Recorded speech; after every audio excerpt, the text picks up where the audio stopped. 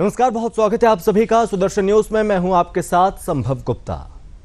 एक बार फिर से एक हिंदू जिहादी का शिकार हो गया है।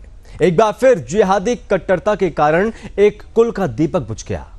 उत्तर प्रदेश के प्रतापगढ़ में शानू पांडे को जिहादी तबरेज ने गोली मार दी। जिहाद का नंगा नाच यहीं खत्म नहीं हुआ।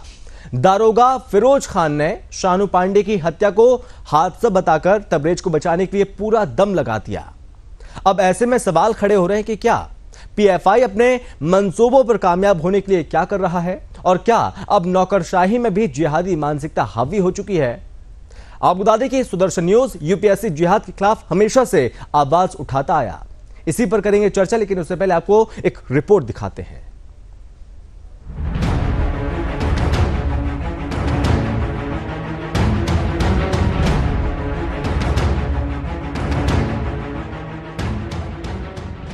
लव जिहाद, बाण जिहाद, लैंड जिहाद और कई तरह के जिहाद के बाद उत्तर प्रदेश के प्रतापगढ़ से एक बार फिर से यूपीएससी जिहाद का मामला सामने आया।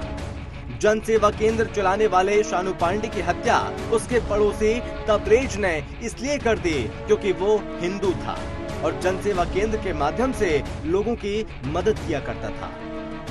दरअसल शानू पांडे के जनसेवा केंद्र के सामने ही तबरेज ने भी एक साइबर कैफे खोल रखा था। तबरेज इस बात को बर्दाश्त नहीं कर पाया कि उसके दुकान के सामने कोई हिंदू जनसेवा केंद्र चलाए। फिर तबरेज ने शानू पांडे को मारने की साजिश रची और मौका पाते ही रेलवे क्रॉसिंग के पास गोली मारकर उस हिंदू युवक की हत्या कर दी। लेकिन बात यहीं खत्म नहीं हुई। मामला जब पुलिस तक पहुंचा तो दारोगा फिरोज खान ने हत्या को हादसा बताया और जिहादी तबरेज को बचाने की कोशिश में लग गया।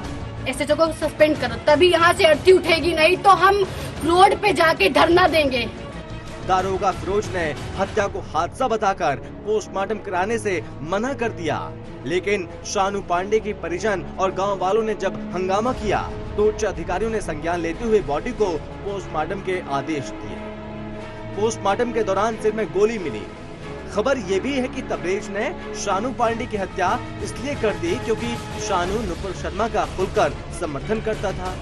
सरकारी अधिकारियों का हिंदू विरोधी काम का ये पहला मामला नहीं है। इसके पहले भी कई मामले जो यूपीएससी जिहाद से जुड़े हैं। झारखंड के पूर्व दारोगा जलालुद्दीन खान ने पीएम मोदी को मारने की साजिश रची थी। पंजाब के पूर्व डीजीपी मोहम्मद मुस्तफा ने हिंदू विरोधी बयान दिया था। सीतापुर के आईपीएस शफीक अहमद हिंदू कर्मचारियों को प्रताड़ित करता था और कानपुर के एडीजी जकी अहमद हिंदू पुलिसकर्मियों को प्रताड़ित किया करता था। इस तरह के और भी सैकड़ों मामले हैं जो यूपीएससी जिहाद का जीता जागता उदाहरण है। आपको बता दें कि सुदर्शन न्यूज प्रमुखता से यूपीएससी जिहाद के मामले को उठाता आया, जिससे पीएफआई के वर्दी वाले गुंडों को पहचाना जा सके।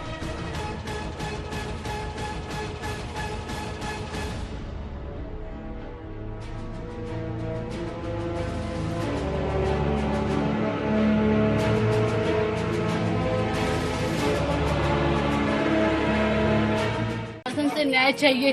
कल रात को 11 बजे पोस्टमार्टम के लिए गई थी लाश, अभी तक शाम हो गई नहीं आई। इससे पहले इसके बाद 4 गई है, वो सबका हो के चला गया। हमारा क्यों नहीं आया? उसके बाद थाने में कोई कार्रवाई हो रही है? नहीं हो रही है। सब आके पूछ चले जा रहे हैं कि क्या हुआ। हम बता रहे हैं एक्सीडेंट है, मर्डर है। हमको पता ही था एक्सीडेंट है, मर्डर है, ये एक्सीडेंट है। ये हमारे बच्चे की अभी तक पोस्टमार्टम गई, लाश आई नहीं। क्या मांग है आपकी? हमको उसकी चाहिए, जो मारा है उसको लाइए। और जो भी वहाँ पे उनको अभी के अभी सस्पेंड किया जाए, क्योंकि हमारे साथ अन्याय हो रहा है। हमारी शादी 2 महीने भी नहीं हुई अभी। उसके बाद मतलब उनकी बहन बेटी नहीं होगी। हमें न्याय चाहिए। एसएचओ को सस्पेंड करो, तभी यहाँ से अर्थी उठेगी, नहीं तो हम रोड पे जाके धरना देंगे। और जब तक सस्पेंड नहीं होंगे को हम रख देंगे। सब जब तक सस्पेंड नहीं होगी तब तक यहाँ से कुछ नहीं हटेगा। और हम शाम को ही जाएंगे। मॉर्निंग की अगर उसकी हमको पूरी कार्रवाई करें। इतनी मासूम थे, इतनी मासूम, शर्म भी नहीं आई। छोटी बच्चों वाली हरकत करते थे। हमसे जैसे छोटे बच्चों से बात करते थे वैसे बात करते थे। तो यहां पर हिंदू युवक की हत्या की गई थी। लेकिन इस बीच यहाँ पर जो ये हत्या की गई थी ये एक मुसलमान तबरेज ने की थी। लेकिन इस बीच यहाँ पर आरोपी को पकड़ने के बजाय, इस पूरे मामले में कार्रवाई करने के बजाय जो दारोगा था जिसका नाम है फिरोज खान, जो कि इस पूरे मामले में कह सकते हैं कि पर्दा डालने की कोशिश करता रहा, इस पूरे घटनाक्रम को, इस हत्या को एक हादसा बताता रहा। लेकिन इस बीच यहां पर जब यह मामला तूल पकड़ा उसके बाद सारी चीजें निकलकर सामने आई। इसी पर करेंगे चर्चा। हमारे साथ मेहमान भी जुड़ गए हैं। सबसे पहले परिचय करवाते हैं। हमारे साथ श्रवण पांडे हैं, सामाजिक कार्यकर्ता। पांडे सर, आपका बहुत स्वागत है। धर्मेंद्र सिंह है, सपा प्रवक्ता। धर्मेंद्र जी, बहुत स्वागत है। और वेद भूषण जी हैं, पूर्व एसीपी। वेद भूषण जी, बहुत स्वागत है। कंचन द्विवेदी हैं, बीजेपी प्रवक्ता। कंचन जी, आपका भी बहुत स्वागत है। सबसे पहले वेद भूषण जी, मैं आपसे समझना चाहूंगा, जो आपने इस पूरी रिपोर्ट को देखा, आपने इस पूरी रिपोर्ट को समझा, अब आप हमें समझाइए, क्या लग रहा है कि ब्यूरोक्रेसी में, नौकरशाही में क्या जिहादी मानसिकता क्या हावी होती जा रही है? देखिए संभव जी, अभी आपको याद होगा कि पटना से एक रिटायर्ड सब इंस्पेक्टर अरेस्ट हुए हैं जिनका संबंध पीएफआई से आ रहा है, और तमाम जो 6 साल से उनकी एक्टिविटीज थी उसकी सारी इन्वेस्टिगेशंस की जा रही है। अभी आपके चैनल पर बहुत सारे पुलिस अधिकारियों का कंडक्ट दिखाया गया, जिसमें दिखाया गया कि किस तरह से वो एक फेवर करते थे अपने बिरादरी के नाते, अपनी कास्ट के नाते, मुस्लिम होने के नाते। तो ये चीजें समाज में पहली बार नहीं हो रही हैं। और जो प्रेजेंट मामला जिसमें इसको एक हादसा बताया गया था, जो बिल्कुल एक क्लियर आंखों से एक मर्डर का मामला है, हालांकि पुलिस ने अपनी गलती को सुधार लिया और उसको मर्डर में कन्वर्ट करके इन्वेस्टिगेशन की जा रही है। और ये बिजनेस राइवलरी से जुड़ा हुआ मामला था, परंतु जिस तरह से उनका हत्या की गई तो ये इतना बड़ा नहीं था कि उनकी हत्या की जाती। कोई बिजनेस में उतार चढ़ाव या कुछ आपका मतभेद हो सकता है, परंतु उसका मतलब ये नहीं कि आप इस हद तक पहुंच जाएं कि किसी आदमी की जान ले लें। ये तमाम चीजें इंडिकेट करती हैं एक मानसिकता की तरफ। क्या मैनशरिया के साथ में एक पर्टिकुलर जो बिरादरी है वो काम करती है, किस तरह की चीजें उनके जहन में डाली जाती हैं। और जहन में ऐसा नहीं कि बीच में कोई पुलिस की ट्रेनिंग के में आती हो या जिंदगी के दौरान आती हो। जो स्कूल के बच्चे जब मदरसे में जाते हैं, एक विशेष तरह की उनको शिक्षा दी जाती है, और उसका चाहे आप किसी भी पोस्ट पर भेज दें।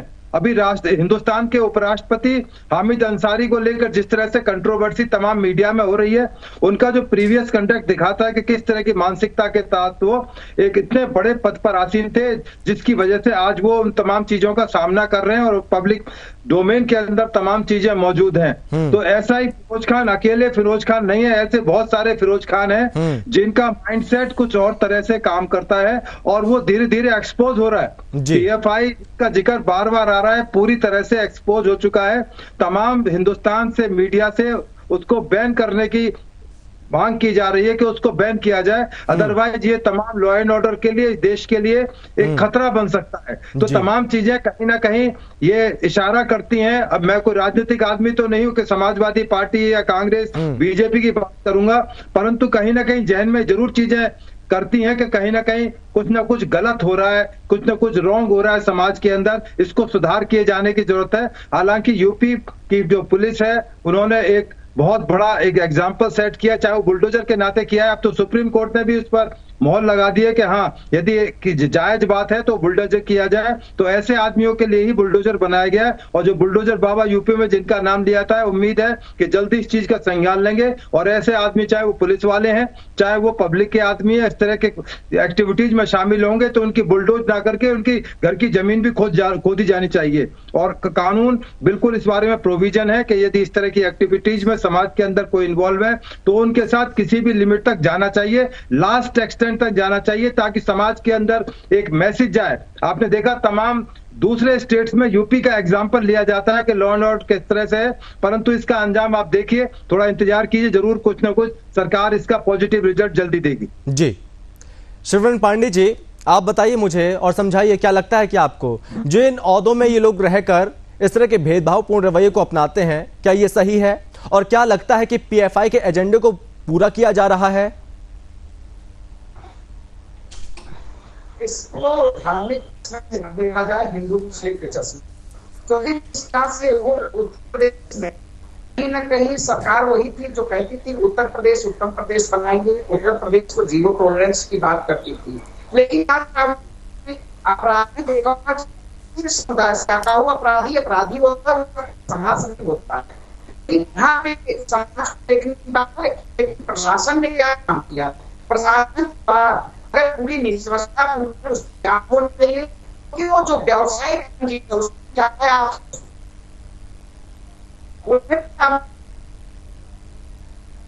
अभी बात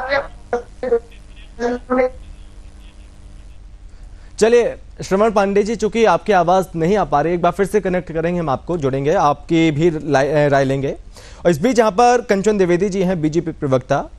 कंचन जी, योगी सरकार रहते हुए बीजेपी सरकार है, उसके बावजूद भी यहाँ पर कैसे बढ़ावा मिल रहे हैं लोगों को? देखिए संभव बात ये है ना कि आप ठीक कह रहे हैं कि बीजेपी सरकार है, योगी जी है, मोदी जी है, इसीलिए संभव हो पा रहा है। क्यों? इसका कारण ये है कि 2012 से पहले जो पहले की चीजें थी, कोई भी पाकिस्तान से आता था, कोई भी आता था, कभी भी आता था किसी भी शहर में, मुझे याद है लगभग हर एक महीने में ब्लास्ट हुआ करते थे। आपको भी याद आ रहा होगा कि कभी भी कुछ भी हो जाता था और लोगों को ये मौका नहीं मिलता था। लेकिन अब जो हो रहा है, ब्लास्ट बंद हो चुके हैं, कोई आने जाने वाली प्रक्रियाओं पर थोड़ा सा संज्ञान लिया जा रहा है, कोई भी ऐसे नहीं आ सकता है और चीजें बहुत शांतिपूर्ण है। ये चीज बहुत चुभ रही है लोगों को, बाहर के लोगों को बहुत चुभ रही है कि ऐसा क्यों हो रहा है, क्योंकि उनके मंसूबे कामयाब नहीं हो रहे हैं। इसलिए कुछ ना कुछ ऐसा करना चाहिए कि देश के अंदर ही वो चीजें हो जाए कि हमारा मंसूबा काम हो जाए। कि जैसे आपको मालूम होगा कि एक जगह पर, एक घर पर पीएफआई के तहत जो एक योजनाबद्ध तरीके से बहुत सारे कागजात मिले, वहां पर 2047 में इस्लामिक राष्ट्र बनाने की पूरी तैयारी की जा रही थी। पीएफआई बहुत तरीके से इसमें सक्रिय भी है और सारे चीजों को पता चल रहा है। इसी में से एक बिहार से शायद और आजमगढ़ में भी शायद ये प्रक्रिया हुई है कि नुपुर शर्मा का जो पता था वो सभी जगह फैलाया गया और उसमें शायद गिरफ्तारी भी हुई है। और उसमें इस तरीके से जो कारनामे हो रहे हैं, इसलिए हो रहे हैं क्योंकि मोदी जी और योगी जी की जो कठिन चीजें हैं उसकी वजह से बाहर से कुछ नहीं हो पा रहा है। और जो अंदर के लोग हैं, ये लोग भी अब समझते हैं कि इन चीजों को कैसे कामयाब किया जाए, तो अब ये उछल करके बाहर आ रहे हैं। ये दिखने लगा है, ये साक्षात्कार होने लगा है।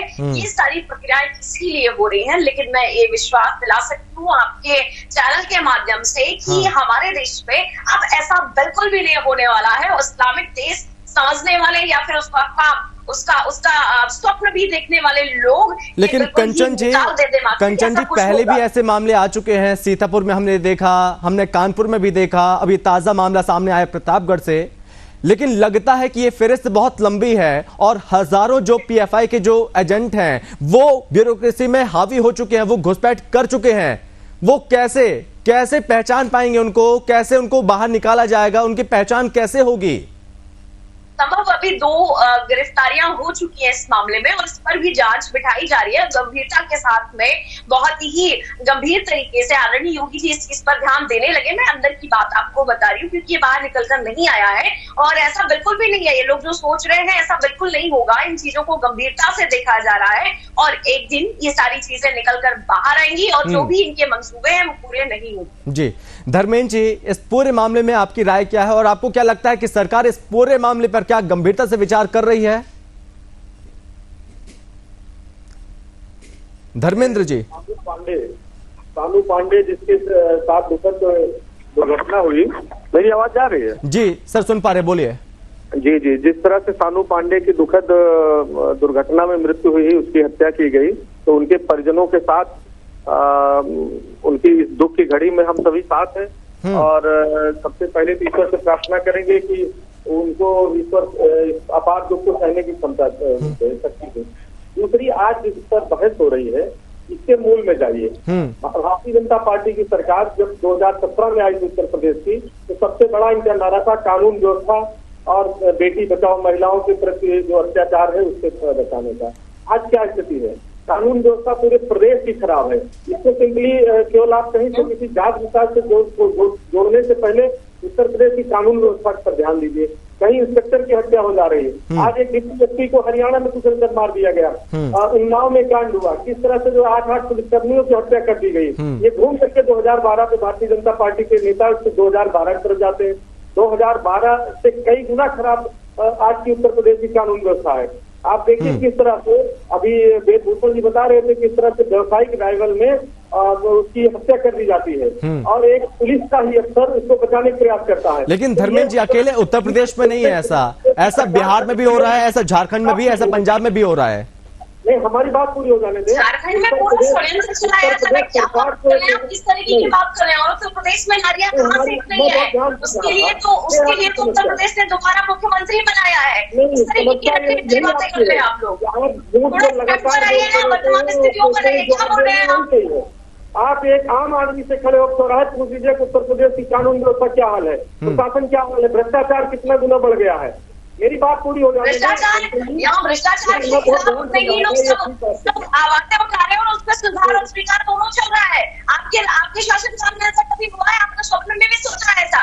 एक मिनट धर्मेंद्र जी, एक मिनट कंचन जी एक मिनट। धर्मेंद्र जी आप सुनिए इस चीज को सुनिए। जो अभी बिहार में जो गिरफ्तारियां हुई, जो झारखंड का जो पूर्व दारोगा था जिसको गिरफ्तार किया जलालुद्दीन, तमाम खुलासे हो रहे हैं कि 2047 तक इस हिंदुस्तान को इस्लामिक राष्ट्र घोषित किया जाएगा, इस्लामिक राष्ट्र बनाया जाएगा। तो क्या लगता नहीं आपको कि किस्तों में इसके खुलासे हो रहे हैं धीरे धीरे? आपको ऐसा नहीं लगता? देखिए मैं इसी पर आ रहा हूँ। देखिए खिलाते हो, हाँ तो खिलाते होंगे, लेकिन सोचनीय बात यह है कि किस तरह से प्रशासन के लोग मैनिपुलेट कर रहे हैं और उसका क्या बात कर रहे हैं? संभव इनको पता ही नहीं है कि इनसे पूछा क्या जा रहा है। धर्मेंद्र जी इस तरह से नहीं, आप अभी पहले लोगों पर उंगली उठाने पहले खुद देखिए। जिस तरह भारत सरकार बैठे केंद्रीय मंत्री कहते हैं कि वर्ग विशेष के खिलाफ बयान देते हैं पाकिस्तान चले जाओ। धर्मेंद्र जी आप कहीं और जा रहे हैं। अभी मेन मुद्दा ये है धर्मेंद्र जी, मेन मुद्दा ये है कि वाकई में जो सोच है पीएफआई के, उसी मंसूबों पर लगातार काम हो रहा है। पीएफआई के जो मंसूबे हैं उसी को पूरा किया जा रहा है। अब ब्यूरोक्रेसी में जो सरकारी कर्मचारी हैं उसकी आड़ में यहाँ पे इस तरह के कृत्य हो रहे हैं। हम कह रहे भारत सरकार, केंद्र में भारतीय जनता पार्टी सरकार, उत्तर प्रदेश में भारतीय जनता पार्टी सरकार, और आज भी अगर पीएफआई भारत में पैर पसार रही है और अपराध में। कंचन जी बोलिए कंचन जी। आप जो क्वेश्चन कर रहे हैं ना, इनको नहीं पता होगा, इनको ये बात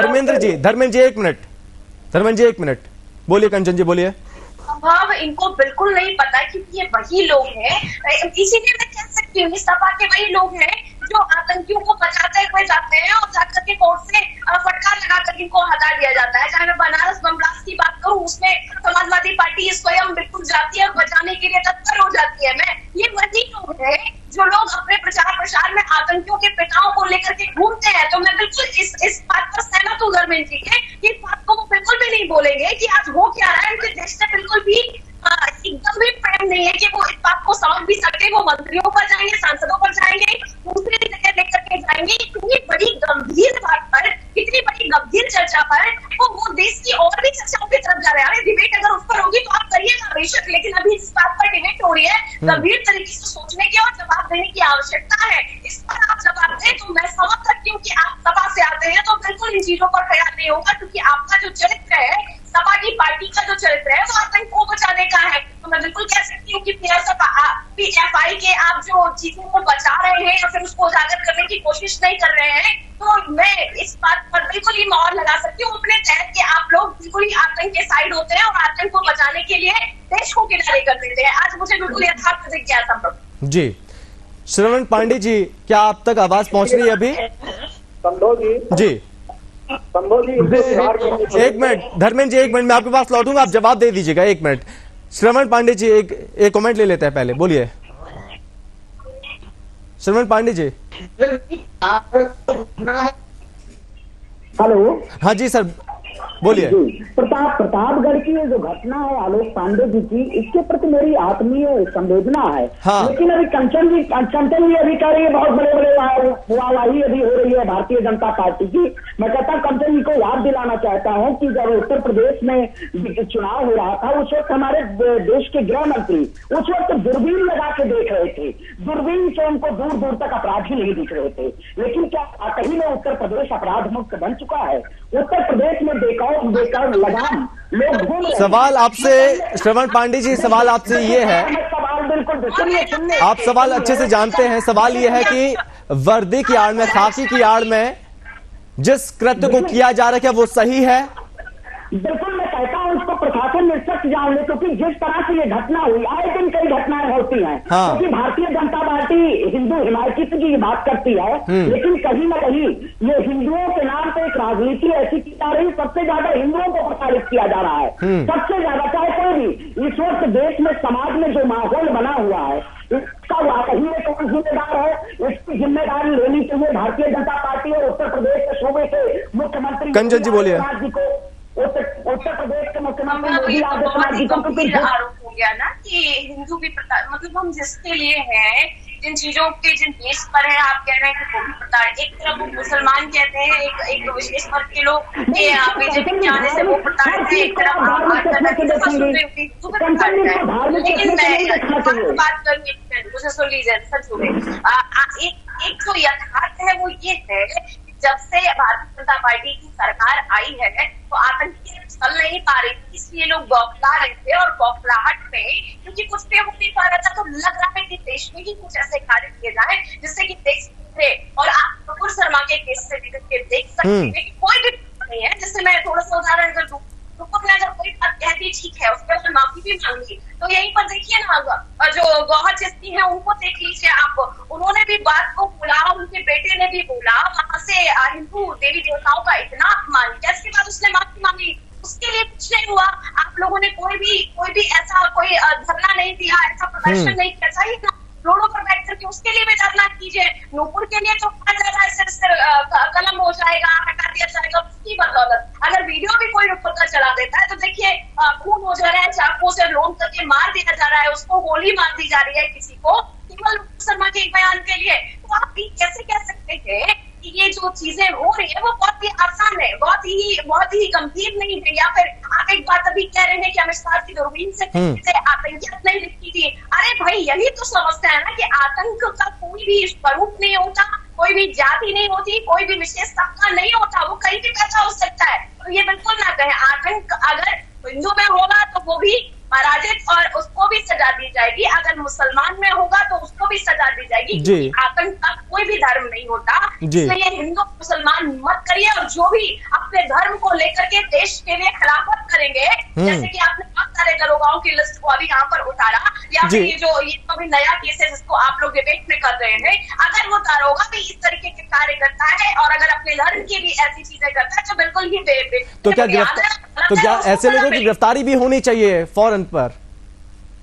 बिल्कुल संभव ऐसा होगा और इनको सजा मिलनी चाहिए और मिलेगी भी। वेदभूषण जी, जैसे कि हमने तमाम उदाहरण दिए, अभी जो हाल ही में घटनाएं सामने आई हैं, झारखंड की, पंजाब की, सीतापुर की या फिर कानपुर की, और हाल ही में प्रतापगढ़ की, इससे पहले सैकड़ों घटनाएं हैं, और यूपीएससी जिहाद हम पहले से लगातार दिखाते आ रहे हैं, लोगों को अवेयर भी कर रहे हैं, लोगों को बता भी रहे हैं कि किस तरह से ये बहुत बड़ा मॉड्यूल चल रहा है खुलेआम। लेकिन इस बीच यहाँ पर लग रहा है कि यहाँ पर ये देश के प्रति ईमानदार नहीं है, बल्कि ऐसे लोग जिहाद के प्रति बहुत ज्यादा ईमानदार हैं।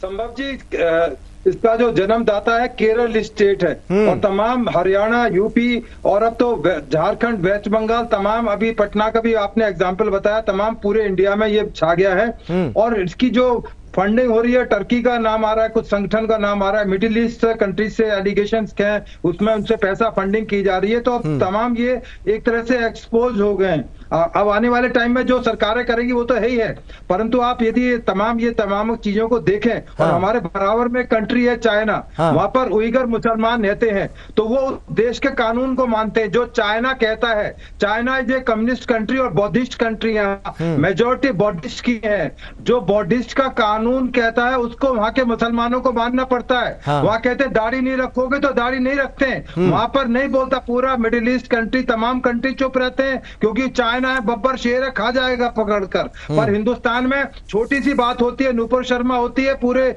दुनिया के अंदर प्रतिक्रिया होती है कि हिंदुस्तान में मुसलमानों को दबाया जा रहा है, जबकि ऐसा नहीं है। आप भी इसी हिंदुस्तान में रहते हैं और मैं रिटायर्ड पुलिस अधिकारी के साथ साथ एक सामान्य आदमी भी हूँ इस देश का। तो तमाम चीजें सोचने पर मजबूर करती है कि जो बराबर में चाइना कंट्री है, जहां पर उइगर मुसलमान करोड़ों की तादाद गुजरात में रहते, किस तरह उनके साथ जुल्म सितम होते हैं आपने। लेकिन सर हम भारत की बात कर रहे हैं सर, वेदभूषण जी, हिंदुस्तान में यदि हिंदुस्तान की अगर हम बात करें सिलेक्शन कमेटी की, सर उसके क्या मानक होते हैं, क्या मानसिक स्थिति, ये तमाम चीजें चेक करने के बाद ही चीजें आगे बढ़ती हैं?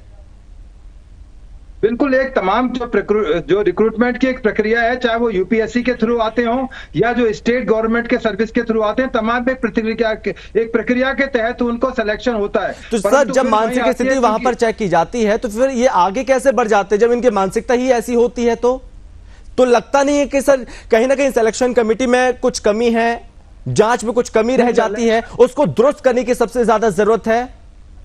सिलेक्शन में कहीं कमी नहीं है, एक प्रोसीजर है, जो एग्जामिनेशन है, इंटरव्यू तमाम कंडक्ट किए जाते हैं। हाँ। पर किसी बच्चे को आप सी फॉर कैट की बजाय आप डॉग सिखाएंगे तो भौंकेगा ना। यदि आप सी फॉर कैट की बजाय उसको डॉग सिखाएंगे स्कूल के अंदर, मानसिकता वहां बिगड़ती है। सी फॉर कैट होता है, बिल्ली होता है, परंतु सी फॉर डॉग पढ़ाया जा रहा है। आप मेरा इशारा समझ रहे होंगे कि जिस तरह से उनको शिक्षा दी जाएगी वही जाके कहीं ना कहीं उनके जहन में, माइंड में बैठ जाएगी, वही चीज उनकी नौकरी के दौरान में रिफ्लेक्ट होती है। और ये पद से नहीं होता है इसका ताल्लुक। सब इंस्पेक्टर साहब जो रिटायर्ड हैं या जो फिरोज खान है, ये एक फिरोज खान नहीं है। ये तमाम चीज चाहे वो किसी भी पद पर आसीन कर दिया जाए, उनकी जो जहनियत है, उनकी मानसिकता वो बदली नहीं जा सकती, क्योंकि सी फॉर कैट की बजाय उनको डी फॉर डॉग सिखाया गया है। जी धर्मेंद्र जी बोलिए। देखिए, मुझे दो तीन चीज, जैसे ये तो पहली ये जो घटना है ये सीधे व्यवसायिक राइवल में हुई है या इसके पीछे जो भी जांच हो इसको अपराध की तरह देखा जाए। रही उत्तर प्रदेश के अंदर अपराध की स्थिति, एनसीआरबी के आंकड़े भी देख लीजिए किस तरह से लेकिन सर एक सेकंड सर, आपने कहा कि इसको रंजिश पे, एक सेकंड सर, आपने बोला इसको रंजिश पे देखें, लेकिन आपने इस पर नहीं बोला कि जो फिरोज खान जो कार्रवाई करने की बात कर रहे थे, जो इसको हादसा बता रहे थे, उसको हम कैसे देखें? मैं कहना चाह रहा हूँ संभव जी, मैं इसी बात पर आ रहा हूँ कि ये प्रदेश सरकार को सोचने की जरूरत है कि उनके अंदर काम करने वाला पुलिस अफसर किस तरह से, ये एक उदाहरण आप पकड़ के रखे, ये आए दिन पूरे प्रदेश में हो रहा है कि किस तरह बड़ी बड़ी घटनाओं को मैनिपुलेट किया जा रहा है, उनको अपने चश्मे से ठीक किया जा रहा है, बड़ी घटनाओं को दबाने का प्रयास किया जा रहा है, छोटी घटनाओं को बड़ा करने का प्रयास किया जा रहा है। मैं यही कहना चाहता हूं कि सरकार पूरी तरह फेल है। इनको जो करना चाहिए, इनकी पुलिसिंग फेल है। उत्तर प्रदेश पुलिस, ये इनका अगर पीएफआई काम कर रहे हैं, आखिरी कमेंट लूंगा मैं कंचन जी, आप इंटेलिजेंस पूरी तरह फेल है। किस तरह से बड़ी बड़ी घटनाएं उत्तर प्रदेश के अंदर हो रही हैं, किस तरह से ये तमाम संगठनों पर उंगली उठाने के पहले ये जम्मू कश्मीर में पीडीपी के साथ सरकार बनाते हैं और वो वही सारे लोगों को बाद के। लेकिन आप मानते हैं ना कि ये धर्मेंद्र जी पीएफआई मॉड्यूल ही है जो धीरे धीरे खुलासे हो रहे हैं? अब किस तरह राजस्थान में जब घटना होती है तो घटना करने वाले को पहले तमाम संगठनों जोड़ा जाता है, बाद में भारतीय जनता पार्टी के प्रदेश अध्यक्ष साथ उसकी फोटो आती है कि भारतीय जनता पार्टी कार्यकर्ता है। इनको सिर्फ अपने आचरण को सबसे पहले देखने श्रवण जी और कहाँ कमी उसको ढूंढने की जरूरत है। श्रवण जी, जनता ने इनको मैंडेट दिया और चलिए श्रवण जी बोलिए अभी। लेकिन सरकार में आने का मतलब ये नहीं होता कि सब कुछ सही हो गया। चलिए श्रवण जी, इनमें कमियां है। जी श्रवण जी बोलिए। धार्मिक चश्मे को उतारने की जरूरत है और यहाँ पे जो कहती थी जो उत्तर प्रदेश की सरकार जो कह रही है कि अपराधी मुक्त उत्तर प्रदेश हो रहा है, कहीं ना कहीं जब से सरकार विगत 6 वर्षों से शासनकाल में है, उत्तर प्रदेश और अपराधी की तरफ बढ़ रहा है और इसको समझने की जरूरत। लेकिन आपको नहीं लगता कि हिंदुओं को प्रताड़ित किया जा रहा है और किस तरह से उनके साथ भेदभावपूर्ण रवैया अपनाया जा रहा है? जो खुलासे हुए हैं, जो बिहार में जो 2 आतंकी पकड़े गए, जो खुलासे हुए हैं, आपको नहीं लगता उसी दिशा में लगातार आगे बढ़ता जा रही है तमाम चीजें, तमाम घटनाक्रम? बिहार के देखा होगा, बिहार के एसएसपी ढिल्लो जी ने वो किया, खुलासा वहां भी किया कि आरएसएस भी उसी तरीके से एक देश में ऐसे प्रोपेगेंडा तैयार कर रहा है। आप बताइए ऐसे कौन से लोग, कंचन जी, कौन से लोग ऐसे जो कहते हैं कि हिंदू जागो? आखिर मुझे नहीं समझ में। चलिए आखिरी कमेंट लूंगा, कंचन जी आप बोलिए। जी, संभव मैं नहीं समझ पा रही हूँ कि श्रवण किस तरीके से इन चीजों को देख रहे हैं और आरएसएस को देख रहे हैं। मैं भारतीय जनता पार्टी की तरफ से कहूंगी कि रुकिए ना थोड़ा, श्रवण को रुकिए। उनको ज्यादा जानकारी नहीं आरएसएस के बारे में, इसलिए वो ऐसे बोल रहे हैं। बोलिए आप कंचन जी। जी, संभव मैं यही कहूंगी कि जो हमारी स्थिति है और हम जिस मैंडेट को लेकर के आए हैं, भारतीय जनता पार्टी इस सोच के नतीजे पर दूसरी बार सरकार लेकर के आई है, वो ये है कि वैर काहूसन कोई, नाम प्रताप विषमता कोई। हम तो चाहते थे कोई किसी से बैर ना करे, सब शांति के साथ में रहे। इसलिए आप देखते होंगे कि हमारी किसी भी योजना में कोई भेदभाव नहीं, जैसे आप बता रहे हैं भेदभाव होता है, कोई ऐसी योजना नहीं है जिसमें सभी वर्गों के लोगों को अगर उसमें स्वीकारता नहीं दी गई हो। कोई ऐसी चीज नहीं है जहाँ पर भेदभाव किया। लेकिन कंचन जी, सॉल्यूशन क्या है इसको रोकने का? इसको सॉल्यूशन रोकने का क्या है?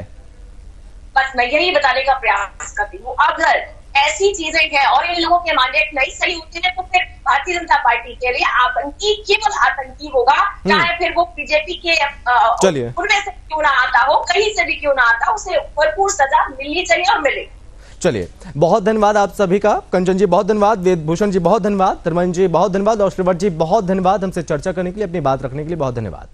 तो एक बार फिर से यहाँ पर एक हिंदू जिहादी का शिकार हुआ। इस बीच यहाँ पर धीरे धीरे खुलासे हो रहे हैं और जो पीएफआई का जो एजेंडा है वो उसको किस तरह से बढ़ावा दिया जा रहा है, उसके खुलासे दिन प्रतिदिन होते जा रहे हैं। इस बीच यहाँ पर सरकार को ऐसे में चाहिए कि जल्द से जल्द यहाँ पर जो पीएफआई के एजेंडे हैं, जो पीएफआई के जो जिहादी जगह जगह फैले हुए हैं, उनको खोजा जाए और इन्हें जेल में बंद किया जाए। बहरहाल इस चर्चा में बस इतना ही। आप बने रहिए सुदर्शन न्यूज के साथ। जय हिंद।